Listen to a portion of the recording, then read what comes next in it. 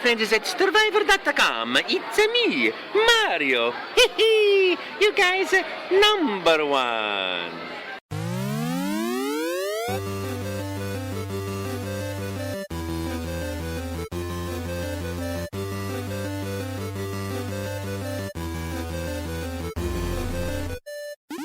It's Stevivor's Friendly Fire Show, episode 196 for the start of April 2022.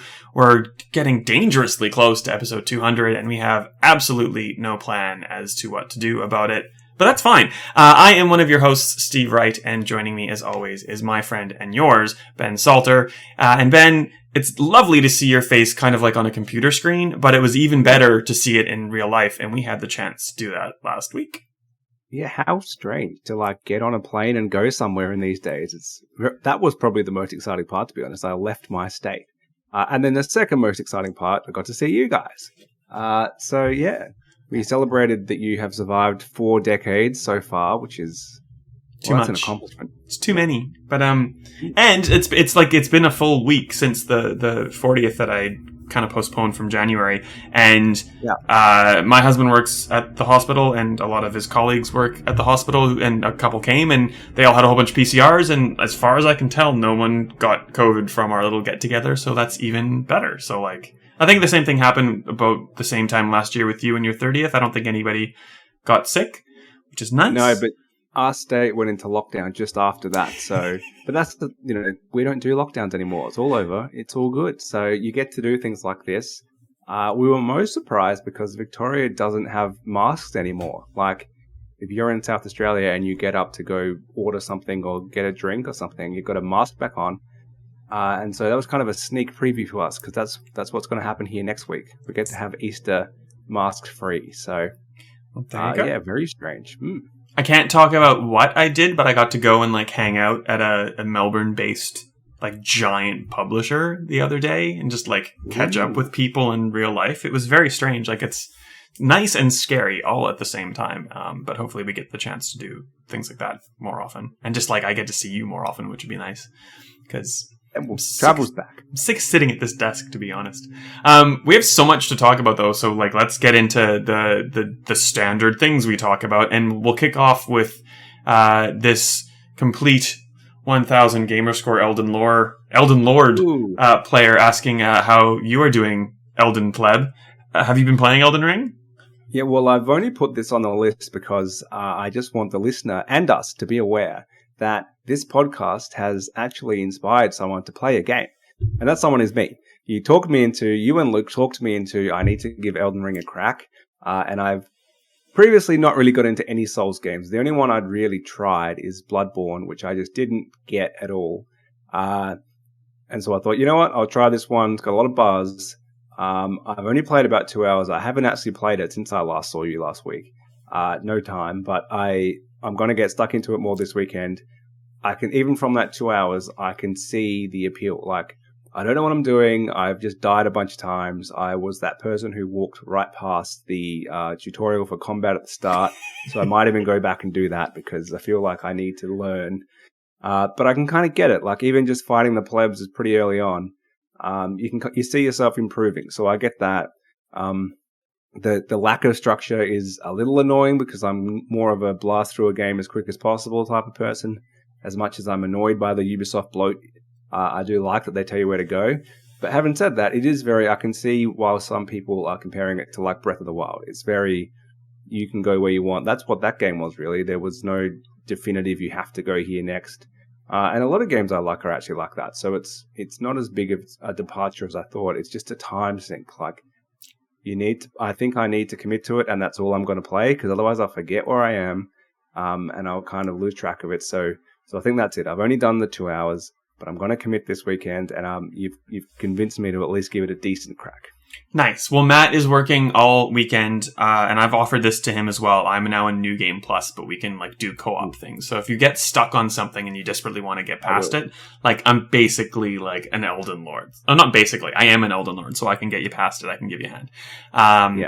I still think it's valid and true that if you don't play it for a little while, you'll be like, where am I? What's going on? But I have not played Tunic in a while, and like I've jumped back in and I just have like no idea what's going on. And that is similar, I guess, but like there's other games, even like Dishonored or something where you're just like, I haven't played this in so long, I have no idea what's going on, I have no idea how to play it. The good thing about Elden Ring is that because you have to be so involved in active exploration and figuring things out, it tends to stick in your brain more, if that makes sense. Like, so if you come back to it after a while, like, because you have to like actually teach yourself how these things work, I think you'll find it easier to jump back in. So that's a testament to it. And it looks like you actually have to use the map. So it's no just go to the big yellow marker. You actually need to think, hang on, here's where I am, here's where I want to go. You might learn it a little bit better. But I do still think it's one of those games. If I put it down for a few weeks, I will just forget what I'm doing. Like Metroid is a great example of a game that you use the map as well, because you need to kind of plan where you've been, where something might be. But if you haven't played that for a couple of weeks, you've got to start again, basically. So, yeah, that's how I am for pretty much every game now. I just lose it if I don't keep playing. Agreed. I don't know how far you've gotten, but yeah, like there's like little things on the map that kind of show you like where to go from one state of grace or site of grace to the next. And like it's useful, but it's also like don't fully trust it, I guess is probably something that you might have already encountered or you might quickly find out. And that's, you know, I don't think that's too spoilery. No, to a degree. I mean, so for ages, like when you first start, you get all these little notes from people, and I think you pretty quickly gather what are the ones left by the devs and what are the ones that are just left by some randoms. Of course, I left one straight away to see if you get an achievement. You do not. These are hard achievements only. Yeah, and that's kind of thing I was like, oh, okay, like I kind of get this, but I kind of don't. And I'm kind of just ignoring almost all of them because I just assume they're random nonsense. But I guess some of them are probably actually useful. Some are. And like, I haven't experienced it to the extent that friend of the show, Job, did. But like he said, he was basically in one boss and able to beat the boss because if you appraise a message, you get health. And I haven't gotten as much health from things as he has, but I've put a couple messages down that seem to be quite popular. So like if I'm just playing, I just get all this health kind of regen back because people seem to like the stupid things. Anyway, that's Elden Ring. We have so much to talk about. We're just going to keep going. I have quickly played a game on Xbox Game Pass called Weird West, which is by Raf Colantonio, who his new studio is called Wolfeye. He's ex-Arcane.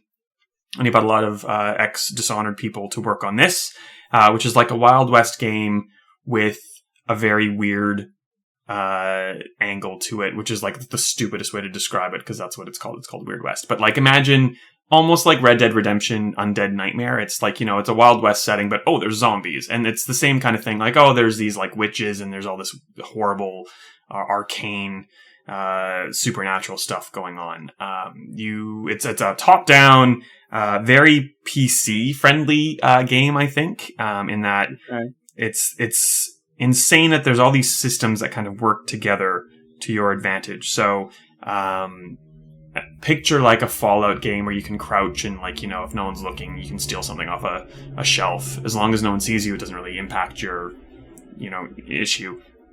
You can shoot with twin sticks. The left stick, if you're playing on a controller, you know, drives you. The right stick is kind of where you angle your shot.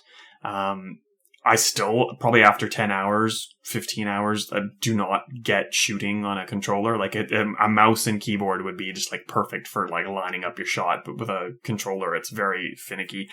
But you can like kick an explosive barrel towards a group of enemies and like shoot it and it explodes. You can, you know, like kick over an oil barrel and then throw a lantern at it and it'll explode and set people alight. There's all these different systems to kind of play with. So there's no right or wrong way to meet an objective. And that's kind of like the cool sandboxiness of it all. Like it's very Dishonored. There's a million ways to do an objective.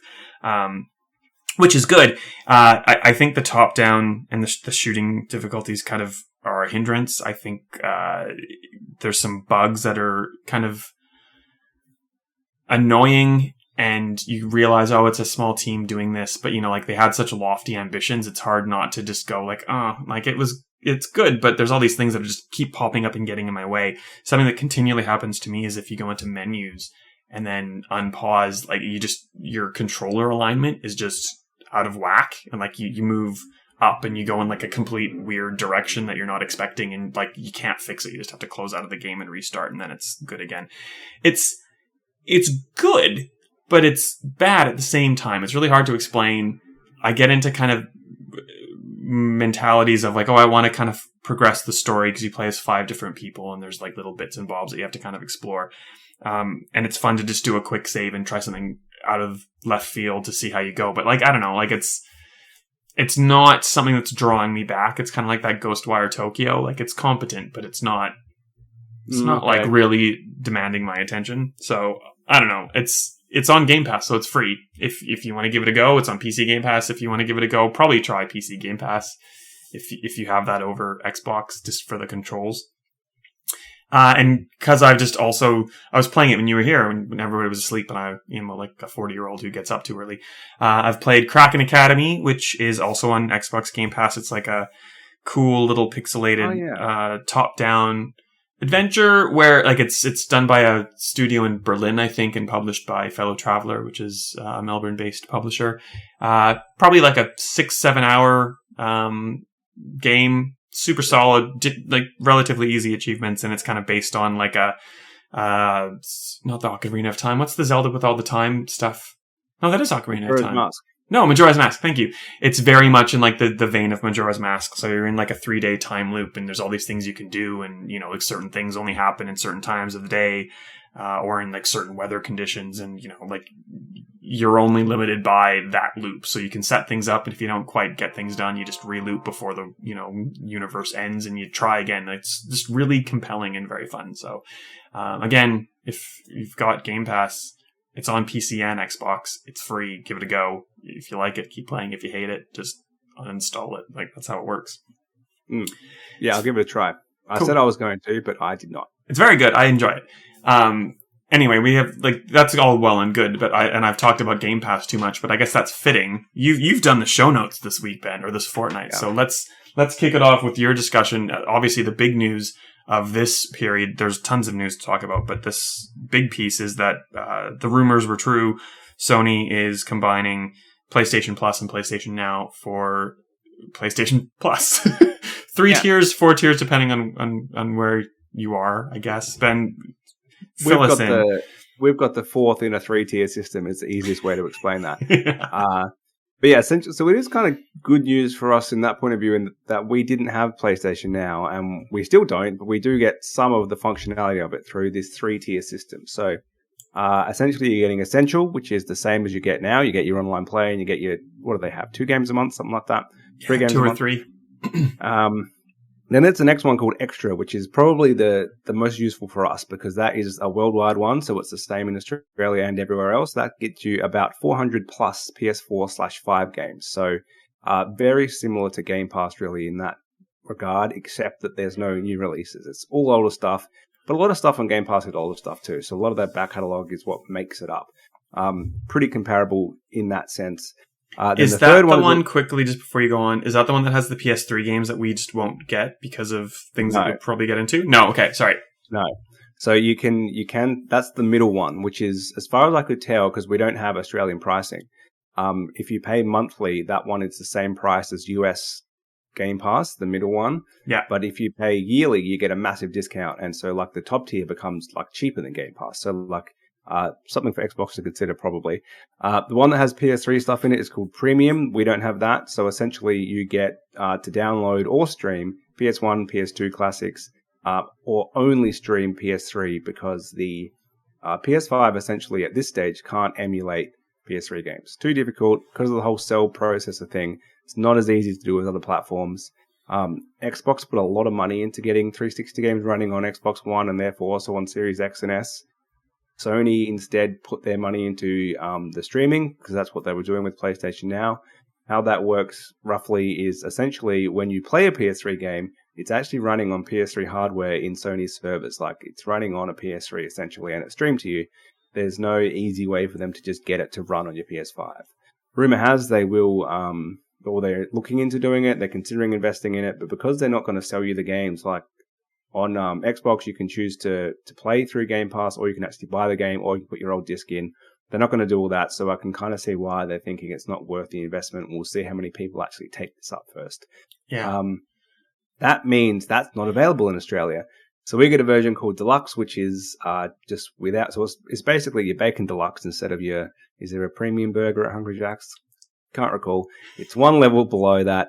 It's just your PS1, PS2 games which can be downloaded, and it's that previous catalog of PS4, 5 games as well. So still a lot of stuff. Probably still more than what's on Game Pass. So there's about 450 games in Game Pass at the moment. This means there's probably going to be at least 500 games on this service. So Sony do have that above Xbox. They don't have new release stuff, but they have more quantity, partially because they have an extra generation to go back to. But then again, they're skipping PS3. Having tried to stream Xbox games, it's okay. Like, it's a technology that makes you think this does work, but it's not a good way to play. I think I've explained it before. Trying to play like Forza Horizon streaming just to test it. It's kind of like if someone has, when there's like gameplay footage at E3 or something and someone has like filmed the TV screen and then you're watching that. That's kind of the quality you get, plus a bunch of input lag. And so it's kind of like, this does work, but it's not a great way to play. So yeah, I'm not disappointed to miss the PS3 games because it's not going to be a good way to play them. Well, yeah, there's so much to unpack, and like I'm not sure, like, is this the one that has this? Like, there are 4 levels basically of this, depending where you are, and it's all called PlayStation Plus. At least like when Xbox did something, it was Xbox Game Pass, and they were still live, and it was different. This is just Xbox, or this is just PlayStation Plus. And Essentials, depending on who you talk to, like Essentials might mean like top tier to someone. Like, it's essential, you need everything in this, or it's, like, no, it's Essentials. This is your cloud saving. This is your 2 games a month. This is your ability to play multiplayer online. I'd like using. Yeah. Oh, I forgot to mention there's also PSP games included in that. So yeah, there's some cool PSP games, but that's kind of an extra edition. I do think Xbox is a little confusing with its naming. We're probably a bit close to it and used to it, in that I think Xbox Game Pass Ultimate does kind of tell you that's going to be everything. But if you look at the whole suite, like, there's going to be people like, hang on, what's Xbox Live Gold? And then I've got PC Game Pass and I've got Xbox Game Pass. Like, if you think about it, it makes sense. In the same way, if you really think about this Essential, Extra, Deluxe, you can probably figure it out. But I don't think either of them is that intuitive. There's too many things. Yeah, I was trying to explain. A friend just bought a Xbox Series S, and he's like, "Do I need Xbox Live?" I'm like, "Well, yeah, but I told you to get Game Pass, so you're probably better off just getting Ultimate because it has this, this, and this." He's like, "I have no idea what you're talking about." And I tried, like, I sat there with like a chart. If you need a chart to explain something to anyone, it's not great. So like, that's okay. That's on everybody. The fact that Jim Ryan, head of PlayStation, is saying, success begets success. So like, we have these amazing first party, like, narrative focused games like Horizon Zero Dawn, like a Last of Us, like a Uncharted. And the reason they do so well is because we put a whole bunch of money into it and we sell it and you guys buy it at full price. And then we have all this money to like get Housemarque so they can make Returnal, and we have this cycle. So we're not putting first party games on this on day one. It makes sense, but it's also not very friendly to the consumer. And like, so there's a lot of stuff that we don't know. We don't know what's going to be in the library. There's all these games that are presumably going to be in the library, and some of them we do know. Like, there's, the likes of PlayStation Now's Mortal Kombat 11 and God of War. And like, we do know some games, but we don't know the full list.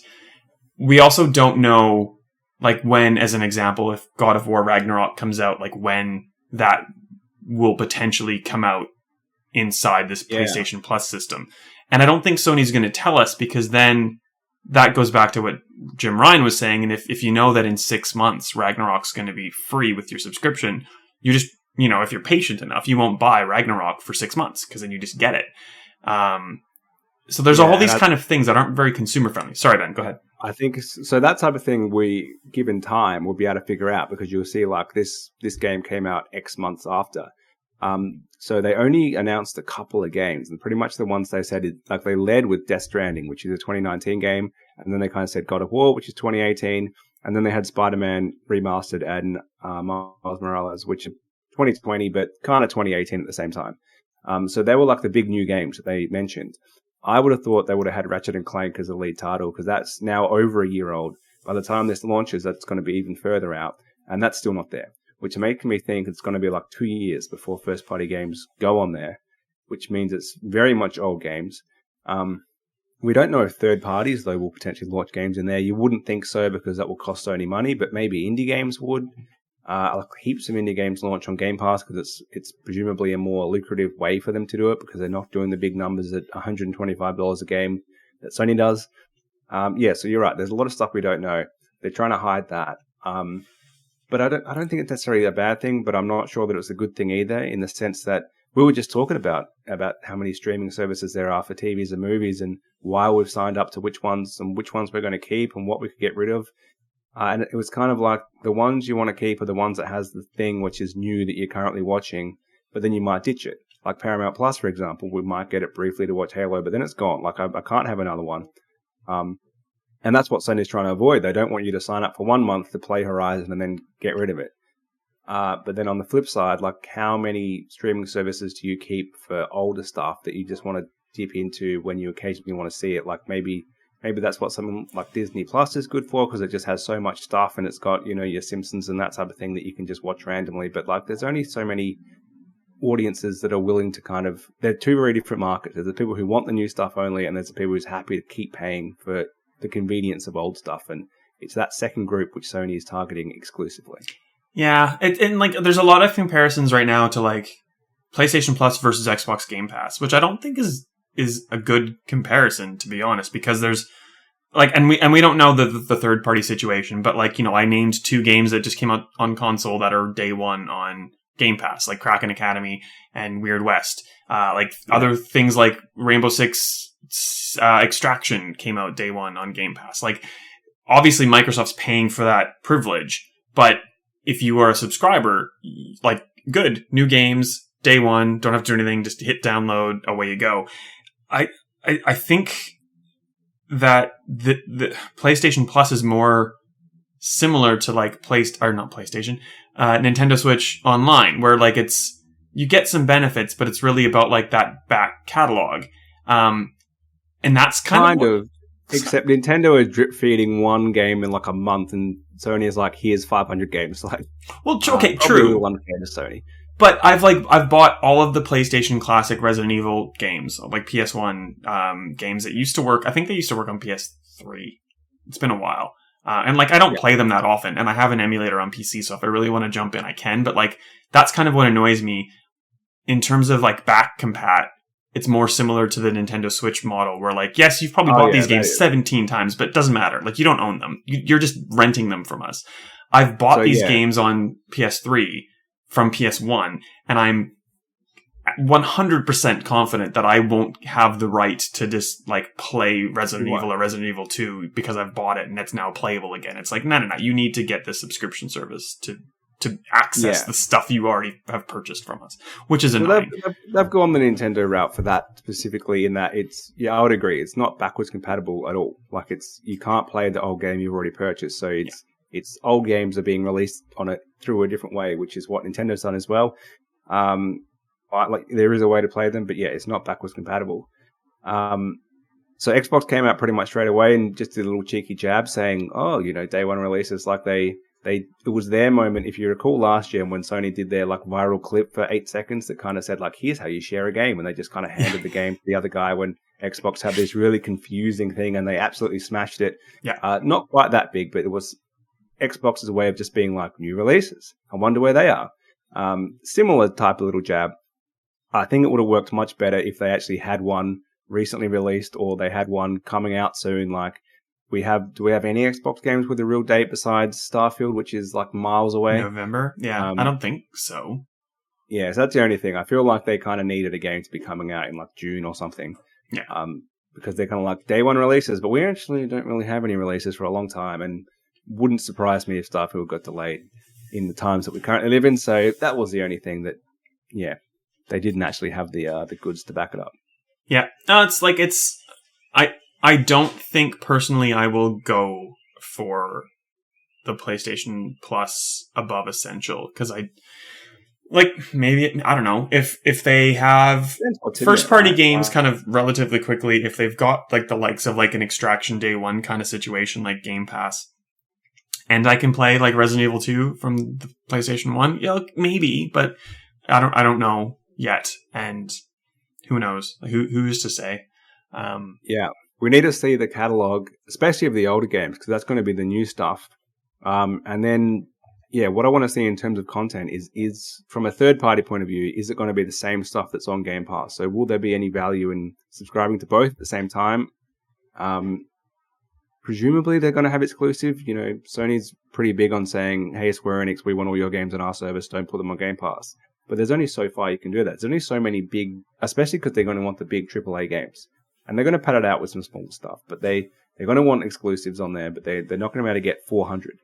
Or, you know, and their first-party lineup's not that big, really. It's maybe of those 400 games, it's going to be 30, 40? So, especially if they're not releasing them for ages. So, yeah, I just can't see subscribing to both all the time being worthwhile because there's going to be so much double up. Like, you're probably going to get Witcher 3 in both services. In the same way now that you get something that's on Netflix and it's on Stan and it's on Amazon Prime. And so that's where the not having the new stuff is kind of kills you because it's like that's the reason to say subscribe to both because you always know that new stuff is going to come in. But yeah, they have a plan. It's just a matter of will it be worthwhile if you have Game Pass as well. Yeah. If you don't have it and you only have a PlayStation, totally different story. Oh yeah, it's more if you're more of the nostalgic gamer or you're more focused on what's new and shiny. Yeah. And you can do that. You could sign up for a month, just play some PS2 games and say, you know, I got that out of my system. I enjoyed going back. Little trip down memory lane, but like, I don't need to play PS2 games for the next 3 years. And I think that is what will happen. Like a lot of people and a lot of the dialogue was generally for the last gen, there wasn't a lot of backwards compatibility at all. And people were saying, I don't care about old games. I'm not going to go back and play them. I've found now that it's come to Xbox that I have played quite a few 360 games that I either missed or I wanted to go back to, but not a great deal. And I pretty much played no original Xbox games. I tried Psychonauts 1. They're just too hard to play. Like even up-res to 4K, like they're too dated. And I kind of feel like that's what's going to happen to PS1 and PS2 games. And then we're not going to have the PS3 games. So in a sense, we're not really getting anything in Australia if you can't handle going back to those old games. And they're fun for like 10 minutes just to see them, but they're hard to go back to now.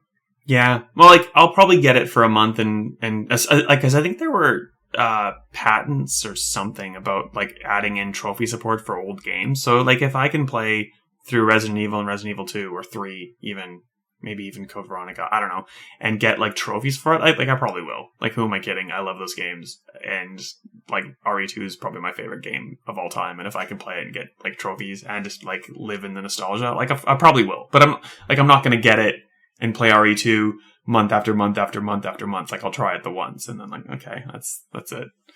Yeah. But who knows? Anything else? Let me ask you this. Yeah. Knowing what has come out. So if we look at the positives that PlayStation Plus has above Game Pass, which are a few, it's got a bigger library. If you subscribe with an annual plan, you get it like way cheaper.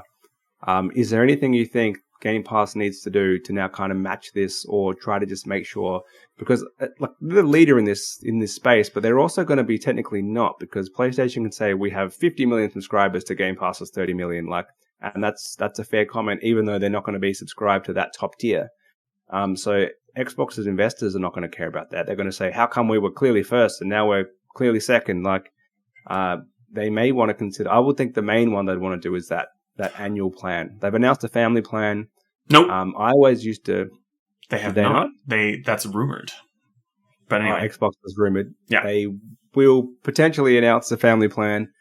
I used to always play for Xbox Gold like yearly, so I don't know why they haven't. And Xbox gave us yearly codes for Game Pass Ultimate, like, so it can be done. They just have chosen not to do it. I think Sony's offering like. We don't really do maths on this show, so I'm just going to guess like 20% or something off if you pay yearly. I think that's one to consider. Anything else that they could do to kind of to keep up Game Pass? Well, I think that like you got ahead of me. I think the rumored family plan is like a really good start, to be honest. Because I think I've paid for my nephews and my dad's because I took an Xbox Series. I took an Xbox Series S home because they need like something to play things through and and Netflix and stuff. So I'm like, just you keep this one. I've got one in the closet still. And like I signed them up and like I think I'll try to like because I get like a lot of things to redeem and like I don't spend a lot of money on games. So I don't feel bad like upping my nephew's subscription for Christmas and birthdays and stuff. And like, I'm like, it's my dad. I'll do that for my dad too. But if I can just have one plan that I'm already paying for, I just like sign him up to it. Like I've signed him up to like my Office 365 account. Like, come on. Like that's a no brainer. That's like, that's a 33% savings for me, really. So that's a good thing. I don't know if there's much else they could do. Like the games and the releases are good from first and third party. It's a little bit light on first party, but like everything's really light in terms of games for the rest of this year, to be honest. So like that's not a Microsoft thing. That's an everybody thing. Won't be surprised if Starfield's delayed. I won't be surprised if Ragnarok's delayed. So I think everything is good. I maybe it's more like even just communicating to stakeholders, like, you know, like, yes, PlayStation Plus has all of these subscribers, but like Xbox is not just Game Pass. It's also and Live and put this together and here's our number. And so like I think there's ways to communicate that to people who that kind of stuff matters to. And you know, like push the day one stuff. And like there is a drought. That's what I was getting at. There's a drought, but you know, like we're still not really seeing Microsoft's acquisitions come to fruition yet. Yeah. So like that drought of games is not going to always be a thing. So like, I don't know. I think there's something in each of these subscriptions depending on the person and what you're after. Like there's not a right or a wrong answer. It's, you know, like which suits you the best. Yeah, I think it's a little disappointing, especially since we're not getting PS3 games. But overall, it's a good step forward in that Xbox hasn't had any real competition. Like EA Play has become part of Game Pass. Really, Ubisoft is not even on consoles. Like they're kind of half-assed streaming services, really, or subscription services, really. So to have a genuine competitor is good. Like it forces Xbox to think how they can do better and how they can keep improving their service and not just jack up the price for less games, which I'm sure was on the radar if they wanted to make more money out of this. So they're, as you say, they're doing things differently. So it's not like a one-for-one competitor. It's not Xbox, PlayStation going for exactly the same market. But I think they're competing. Like they're both big millions of subscriber services and they're both going to have 400 plus games on their service that you can just come and play. So in that sense, they are competing. They're going about it in a different way. But yeah, definitely competition, and that hopefully is ultimately better for us because they both have to try to do better. If PlayStation Plus doesn't get subscribers because there's no day one games, Jim Ryan did say that they will look at that. It's not going to, you know, they've decided now not to do it. If in 5 years' time that's not the model, it could change. I don't think it will, but at least he flagged now. It could change. Like we're not locked to this. And in the same way, like I don't think Xbox is ever going to go back to our day one games. They're not going to be on here because like that's their thing. Can't. Yeah, they'd get dragged through the mud. Yeah, but they might get some more older stuff on there. Like if they have said backwards compatibility is done, we're not bringing any new games to the service, and there's not a great deal they can really bring, but there are a few missing. Well, and like they're potentially about to add a whole bunch of Activision Blizzard stuff and like more Bethesda things. Like there is more of a back catalog that they will have access to that's not necessarily theirs. But yeah, like they could put, I don't know. This is speculation. They could put, you know, like if I don't know how Activision Blizzard is thinking with PlayStation Plus, but I'm imagining they wouldn't put like the old Spyros and the old Crash on PlayStation Plus because they want you to buy the Reignited trilogy and whatever the Spyro one was called. Whereas, like, potentially, Microsoft is in the position to say, well, like, we own these. Like, we'll put all the old ones on, you know, backwards compatibility's back in. Here's the old, well, I don't know how that would work because they'd be PlayStation games. I don't know. Like, see, I'm just spitballing, but like, there are things that, you know, competition is good, like you were saying, and it will force some of these people to think outside the box potentially, and like what's the value add for your subscription service for this period of time, which is good. That's it. So I'm keen to try it out, but I'm not committed to keeping them both for the long term. Yeah, we'll see. Like I'll keep Plus Essential for sure, but yeah, maybe dipping my toe into the pond and see what happens. Like I don't think like I've got 100 down and I'm like hardwired in, so like there's those Xbox Game Pass quests, and occasionally like with Dishonored, I had Dishonored on the mind because there was a quest for Dishonored to stealth kill 5 people, and I'm like, well, I don't want to install it, so I Cloud gamed and stealth killed 5 people and like kind of got that little itch back. Same thing with, I think, Alien Isolation was last week, and I've reinstalled Alien Isolation and Dishonored because I like dabbled in them with Cloud and went, ugh, like Cloud's not good enough to actually play it again. But I kind of want to play it again, so I downloaded it again. And I guess, like, in Australia, we just don't have that option when it comes to PlayStation Plus, which kind of sucks. And all the PS3 games. But I guess, like, all the good ones that I like are 360, and I could probably get them back compat if I wanted to. So I'm, like, not really blocked out of those games. Yeah. Now you mention it, I'm going to assume we can't stream any games at all. It's download only here. Otherwise, we could get the PS3 games. Yeah. But I mean, like, it's available here with Xbox. Like, it does work. It is possible they will give us the streaming capability and therefore PS3 games at some point. So, well, it could happen. That's a big infrastructure spend. Like, the only reason that we can do that in Australia is because there's, like, an Azure cloud farm in Sydney, I think. I don't know. I can't remember where. But, like, just PlayStation doesn't have that. And that's why we don't have Now. And that's why we won't get the evolution of Now unless Sony spends big. I guess giving Microsoft money potentially, maybe Amazon, and like building up a cloud server farm locally enough that like the lag's not going to kill you. But it's not a great way to play them anyway, so wouldn't really be that worthwhile. And your PS1, PS2 games are going to be tiny, so no dramas downloading those at all. Well, fingers crossed. A game that started, we're skipping into news now. A game that started on PlayStation, and I guess of late has had more ties to Xbox because of weird exclusivity deals that have now. Ish. That was a while ago. Yeah, that was a while ago. Well, I'm talking about a new Tomb Raider game, with the launch of the Unreal Engine 5. Crystal Dynamics said it was in early development of a new Tomb Raider game. Didn't say if it was like a reboot, or if it's part of the same kind of Camilla Luddington trilogy of, it'd be a new one in the trilogy, which would no longer make it a trilogy, but you know what I mean. If it was a sequel to Shadow of the Tomb Raider or something completely different. It kind of also sounds like the death knell for Avengers, I would say, because if Crystal Dynamics is working with the Coalition on the Perfect Dark game and working on a Tomb Raider game, they're like, Avengers is pretty much done and gone. Yeah, that's fine by me. Like, it was gone when it launched, more or less. But yeah, I'm glad there's more Tomb Raider, especially now that Uncharted seems to be done. It's kind of like taken over. It's the only option for that. And in much the same way that we thought Uncharted was done after 3, then they came out with 4, a little while later, and it was probably the best one. So I think as much as my initial thought was it's going to be a new trilogy, they could continue that story. Like, it doesn't have to end at Shadow of the Tomb Raider. Would you rather the continuation of that story, or would you like something a little bit more like puzzle? They're very action oriented of late. Would you like something more puzzly? Would you like something more with dinosaurs, like in the original? Like what would kind of tick the boxes for you? Well, I wouldn't mind if they just went new, let's go again. Like that is the thing they've done, is the different generations of Tomb Raider have been different imaginings of it. Like, if you look at, perky polygon PS1 Lara Croft, very different to the current Lara Croft, and totally different story. They could do something different again. Like, it doesn't have, that's kind of the thing about a character like that, is you can have different versions of it. So I'd be happy with either way. Like, they had a good thing going.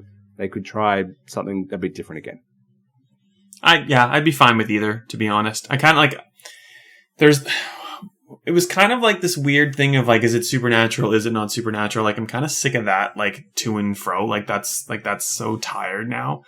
If she just ended up randomly, like that bad Capcom announcement where like, it's the future and it's raining dinosaurs. Like, if Lara Croft just suddenly ended up in a world where it rains dinosaurs, like, I'd kind of like that a lot, to be honest, somehow. Like, it would need some Tomb Raiding element to it, but like, Tomb Raider's not always been very gritty and realistic. It sometimes gets like insanely weird, and I'm fine with insanely weird.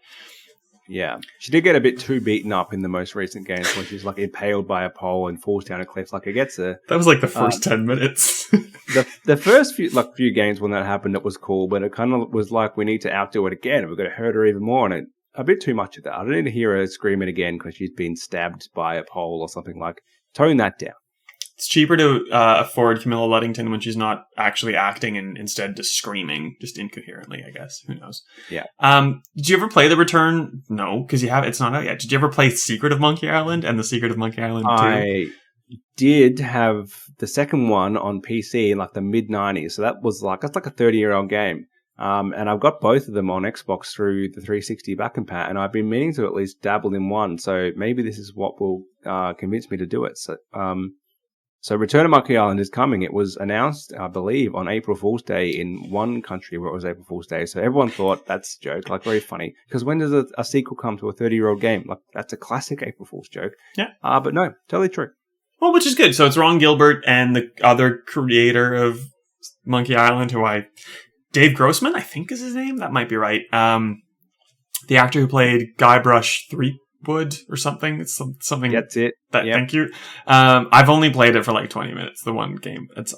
I've missed this entirely in my lifetime, my very long lifetime.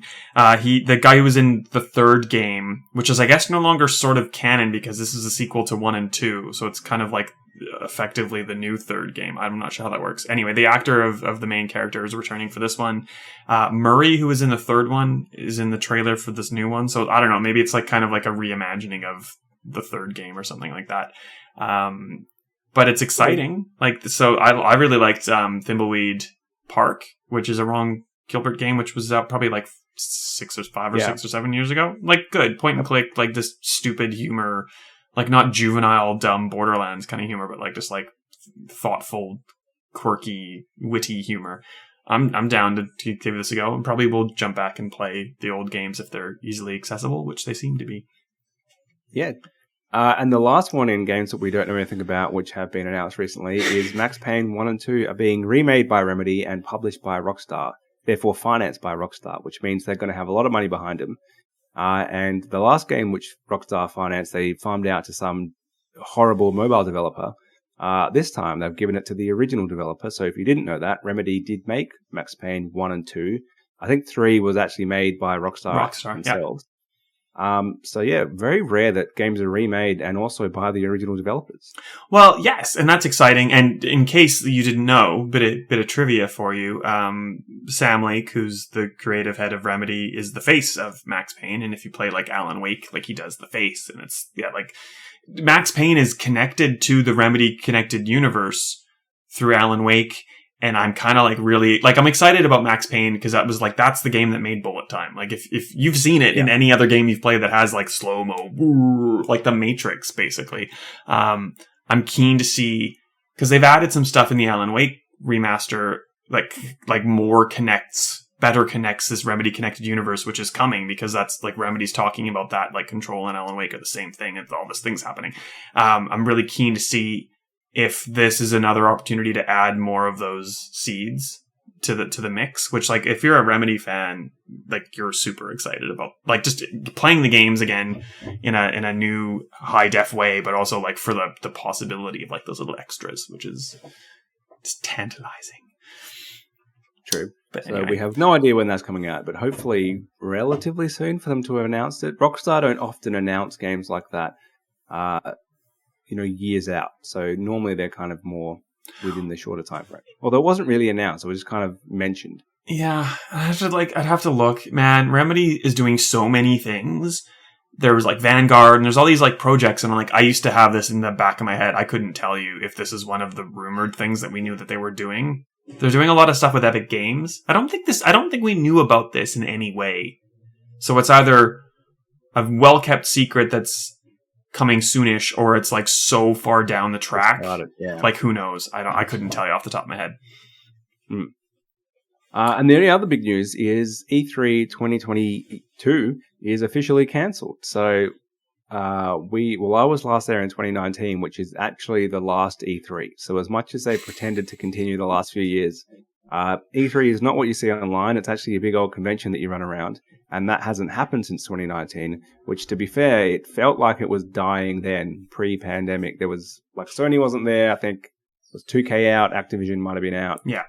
There was just so few people there compared to what it was in previous years when it was super busy. Yeah.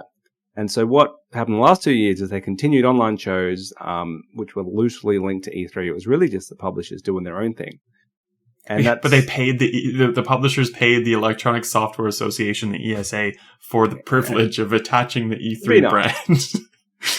Yeah. Hurrah. So the E3 brand does still have something from that point of view, but it's watching a press conference or a live stream at home.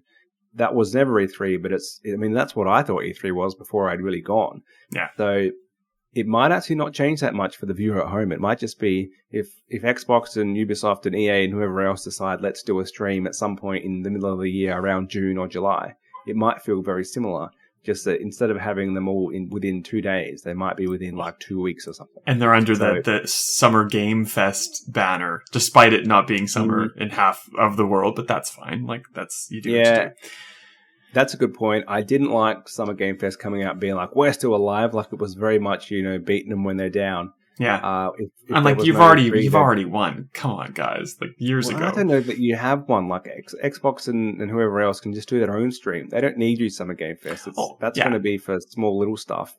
And it wasn't great last year. It was 2 games awardy in the sense that it was, good production values, but it was a giant ad. Yeah, so I went to E3 last in 2018, which was the year before you, in case people can't do math and don't know what 2018 and 2019 mean. I don't know why I needed to clarify that so much. Anyway, like the death knell was already kind of like, you get the vultures were circling. So I think by then EA was gone. PlayStation was already gone. I think that was the first year that Microsoft, because they owned Nokia Theater, they renamed it to Microsoft Theater, so they did all the Xbox stuff adjacent to E3, but not in the LA Convention Center. And the ESA decided to, I think that was the first year that it was like very public. I think it was more public when you went the year after, but like there was all these things that were, and like I think the ESA was still trying to charge like millions of dollars for booth space. So it's like why am I doing this? Say all the publishers. I think there's a lot to be lost. Like I don't think the Summer Game Fest, I don't think E3 is coming back. Like they had a physical presence. They had a digital presence. Now they've canceled that. I don't think 2023. I don't think that's going to happen. I don't think the Summer Game Fest is a viable alternative either, because it's literally just it's like the Nintendo Directs of everything. That's like, here's the message. Here's the message coming directly from the publisher. You don't get to touch this. You just get to see exactly what we've crafted for you. And like, I know it's very elitist for the video games journalists to be like, well, I get to go and every second year, and I get to play all these games, and I can tell you if it's buggy and janky or if it's, like da da da da da. But like, at least we had the opportunity to like give it a bit of a stress test and, talk to people around it and get a better sense of what's going on to better inform people who are interested about it. Like, oh no, God, this is awful. Like, ask me about Scalebound. Awful. Like, never try to resurrect Scalebound. It looked like a hot garbage fire. Like, we lose that side of things by there not being something like a North American version of Gamescom, I guess. So I don't think so. You're not going to lose the announcements. They're still going to come at some point. But you're right. If you were someone who would go read previews, watch videos about the games that are there, that stuff is not going to exist. Like, any hands-off online preview is garbage. Like, it's too curated. You need someone, like you say, to actually be able to stress test it and give it a bit of a go. And the preview builds they kind of say this is still early in development, and they're always very small demos, but you at least get a feel for it. And you can often see through some of the very curated marketing that was in the announcement trailer if it's not going to be what it looks like. And you miss the chance to chat to developers. So they do so many interviews that often at E3 they let stuff slip, like they've just been doing it day after day, and it's so tiring. And they'll tell you more about the games. So E3 is still a bit of a relic in that it used to be all about like the magazine press, in that you'd play stuff, you'd chat to people, and then this info wouldn't come out for like a month. And so there was that bit of a lag, and they still kind of run it like that, but stuff would leak early. And it happened to me when I found out that Link was still a male character. From Mr. Aonuma, and because previously someone had run a story saying he's going to be a girl, and he kind of clarified to me when I interviewed him the next day that he was joking, and it just got translated weirdly. And then, all these things go viral straight away because it's online, and that was like 6 or 7 years ago, so it's even quicker now. Yeah. And that's not what E3 was originally made for. Like, they thought you'd have this time lag, and they're still trying to operate under that model. And I think they struggled to find how they fit in to the current climate. Yeah, no, it's like I've met so many people at E3, and like, you know, like even like you and I, it's one thing to be on a Zoom or a Discord video chat and like we're connecting. We're building rapport. You and I have rapport, obviously, but it's like another thing to be sitting in a room with a person. Like there's that, you need that connection, and it might not pay off immediately, but like it might. Maybe they're tired and they like, you know, whoops, I shouldn't have said that, and then like you can see the PR people's eyes like go extremely wide, like, oh shit, what do I got to do? But like, if nothing else, like it's like, oh, like I met you 6 months ago and like you're doing the next round of press. It's like, oh, I do remember you. And like, it's like you, that's a shortcut to be able to, you know, like, oh, you know, so like what's changed? Like there's all these things that we kind of miss out on when it's just like the marketing teams, like this is what we want to present to the world. So I will miss that. Like there are other opportunities at Gamescom and at, you know, Tokyo Game Show. And like, I would say PAX Australia, but not really, because everything is, they maybe need to just change PAX Australia to be in June or something, even to take advantage of this gap. Right. Yeah, like everything's already out or coming out in a week, and like there's something for a player to get from PAX, obviously, but like in terms of like a journalism slant, like no, not really. Like everything's done by then. I'm babbling. Save me, Ben. Yeah. Well, hopefully something comes back. I don't see, as I said, E3 was dying long before COVID came along, so it needed to reinvent itself. It was still trying to run that old school model, and there's something to be liked about that. But then they tried to make it a hybrid thing with your streamers there and then with your public there, and it was just none of it meshed together well. So they needed to reinvent themselves. Having a few years off is probably not the worst thing. Sounds like they couldn't figure out what that was. So I know they kind of plant the seed that it might be back next year. Part of me hopes that they pull out a miracle and they get all the publishers back and they come up with a great idea, but I don't think they know what to do. They tried to make it, like Gamescom is totally separate. Like you've got your kind of your industry side and your public side, and that's why that works. Yeah. That wouldn't really work for E3. The layout of the convention center doesn't really allow that, and I don't think it's at the right time of year for that, because like when's Gamescom? Like August, September, something like that. Just a bit closer to the games when it's like there's still something to report on, but there's playable builds that the public can play, like, and get a decent play out of. Like the ones at E3 are not quite up to that scratch yet. So it didn't work. For all the stuff that I've been saying is like, oh, we need this because of journalism. Like the publishers don't care about any of that. So like if you go back and say, oh, you know, like it's been 2 years now, 3 years, we'd like for you to give us $1 million so you can have this booth space and you know, hire all of these people to man the booth and like just bring all your developers in and pay for all those costs and the hotel costs and the party cost at night. Like that, it all does add up. I understand that. So like I just can't imagine any publisher being like, so I can craft the message and just deliver it in a very like cost effective way, or I can do this. Like, why? No one would ever do that. It's insane. But please do it again. I'd love it. They much prefer to just give you an announcement trailer and you do your live reaction to, oh my God, this is the best thing ever, than you to actually play it for a bit and say what you really think of it. So I think the publishers actually like this current situation, but it is not necessarily better for the average gamer. No. Still, because this is what we do, Ben. If the publishers could just get in touch with each other and space things out so we had decent lead times for all of these crazy announcements, that'd be great. If they could also manage to somehow have some sort of playable builds for local people, that would also be great. But like also, like I said, no one cares about this. It's fine. You just want getting too much in the nitty gritty. You want little Jimmy to be hyped about the next installment of whatever game you're putting out. We're almost at an hour, Ben. We talked about two big things, really. Let's finish it off with your favorite segment of all time, this fortnight in delays. And since you spoke to the man himself, I think you should, report upon this predictable delay. I don't think we talked about this last episode, but I was trying to see if we did. But this delay happened post then, so we mustn't have. And that is that Legend of Zelda Breath of the Wild 2 has been delayed from its promised 2022 release and is now coming out in 2023. I think you'll find, though, that the game is not called The Legend of Zelda Breath of the Wild 2. It's called The Sequel. Well, that's not even the title, but we know it as the sequel to The Legend of Zelda Breath of the Wild. Yeah, but that's too annoying, so I'm not going to say that. It's 2 makes it the sequel. That's been well established. What else are they going to call it? It's insane if they don't just call it Breath of the Wild 2. Anyway, sorry. They probably will now. They probably will. Not surprising at all, especially if you look at Nintendo's lineup. They've got like another Pokemon. They've got a few other RPGs in there. Like they didn't need it here.